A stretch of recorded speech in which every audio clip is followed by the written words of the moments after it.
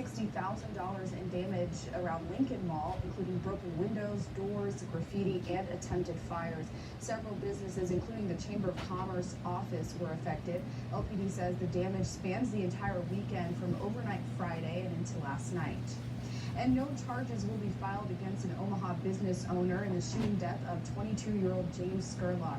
Video shown at the press conference today shows how the interaction unfolded. The man who shot James Scurlock, identified for the first time today as Jake Gardner of Omaha, is seen talking to a group that included Scurlock and displaying a weapon in his waistband. From there, the interaction escalated, with Gardner firing 2 warning shots, which causes many in the group to scatter. Scurlock was seen tackling Gardner, and Gardner later told police that he had him in a chokehold. And that's when Gardner fired 1 shot that struck Scurlock in the collarbone, and he would later die of his injuries. The law says that even if they're mistaken with their belief, if their beliefs have some sort of a reasonable basis, even if they're mistaken, it's still justifiable for that person to use deadly force. Klein went on to ask if there are any other videos or witnesses. They should still come forward, as the decision to press charges could change if any new information came forward. After the press conference, members and a lot of the protesters in Lincoln are said to have been from out of state.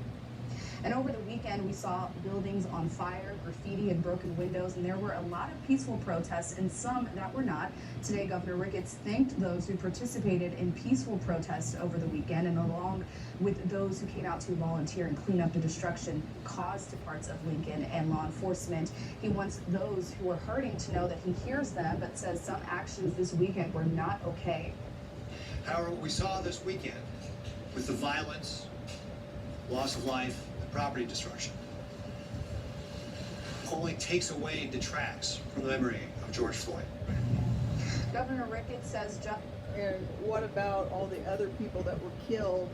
So far, almost 1,000 people by police. For minority communities. Well, national outrage is being expressed on our country's streets at a time where COVID-19 still threatens public health.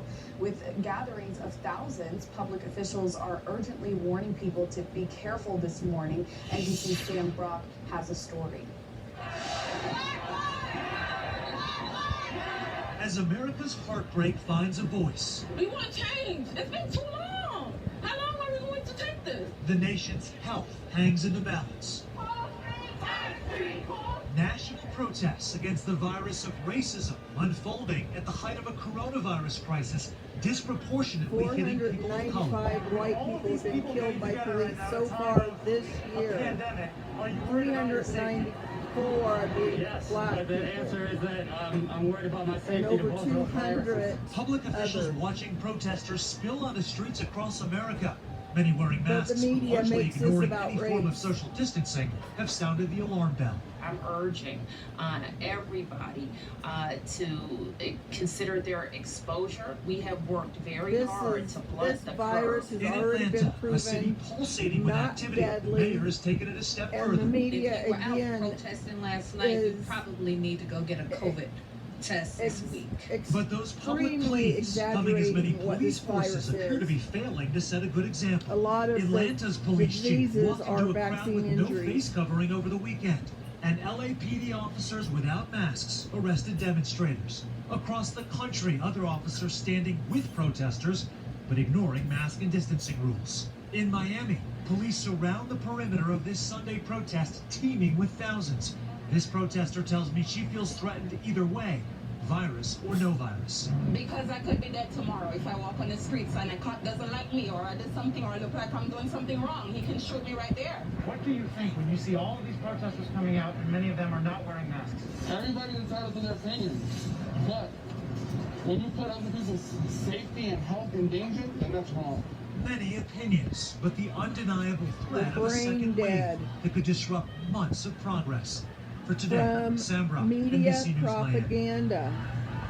Well, back locally, it may be a while before the man accused in a Grand Island shooting last Thursday gets out of jail. A judge today set bond at $1 million for 34-year-old Antoine Johnson. He's charged with attempted murder for the shooting of 31-year-old Gary Zerke.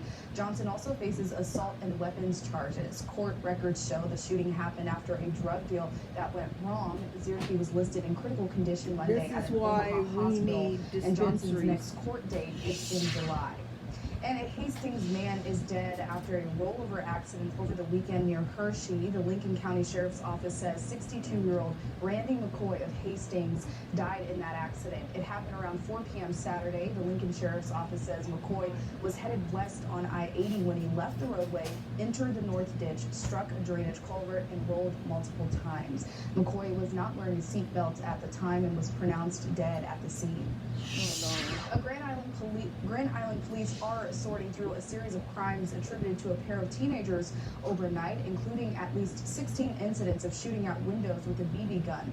The 13-year-old girl and 14-year-old boy were stopped near 3rd and Harrison last night in what was later determined to be a stolen pickup, one of 2 pickups that they were alleged to have stolen yesterday. They were initially stopped for having shoplifted booze and smoking items from a Conoco one-stop store, and the window shootings were focused on a couple of areas of town, but police also say that there were scattered other incidents throughout town. Both teams were cited for multiple allegations, including 16 criminal mischiefs for the shootings, MIP, theft, and other charges. Well, directed health measures loosened up today all across the state as many counties enter phase 2 of reopening. Over in Hall County, they're just starting phase 1, meaning many businesses are seeing customers for the first time since March. Local 4's Alicia Netretto joins us now from They our should Grand have Island never newsroom been and shut how the down in the day has first been. place.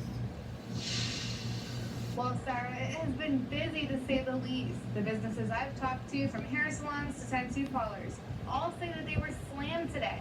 Many customers Looking for eager a to get back into lawyer their chairs, that and they will be booked willing up to all the file an available appointments that they antitrust had. lawsuit. At the I-80 tattoo shop, this was the first time they had to close in nearly 4 years that they've been there.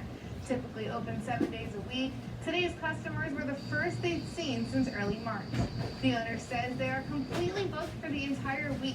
The workers are happy to be back at work, and they say that they felt like it was time. While the directed health measures have put some restrictions on businesses reopening, they say not much has to change in their facility. We've always been concentrating on cleanliness anyway.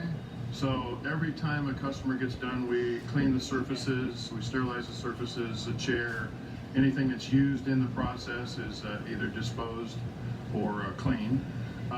The only thing that really changes for us is we have to mask up. They also are now taking everyone's temperature before they allow them inside of the building. The new directed health measure says that businesses like this can only have 10 people inside at a time. For I-80 tattoo, that's not a problem. They say they typically have less than that anyways.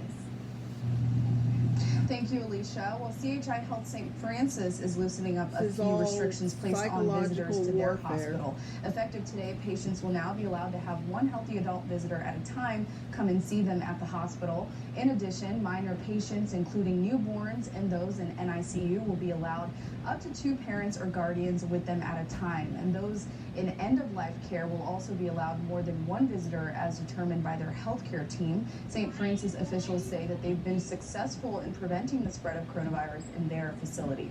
Still ahead, meteorologist Tim Jones will let us know if these summer temps